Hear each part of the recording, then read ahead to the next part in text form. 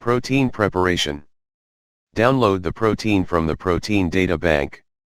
Open this protein PDB in PyMol or Discovery Studio. Find the chains and the ligands.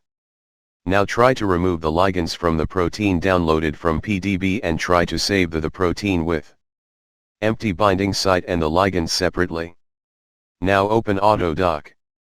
Generate PDB-Qt format of protein PDB in the following way. File read molecule. Now open the PDB of protein, which was generated earlier in PyMol.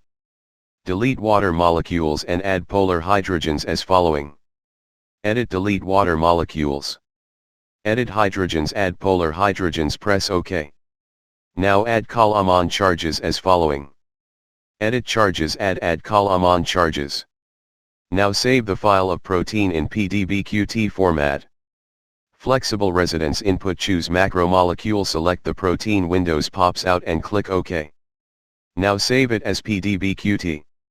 File save PDB-Qt, windows pops out, click on sort notes, OK. Now the protein PDB-Qt saved.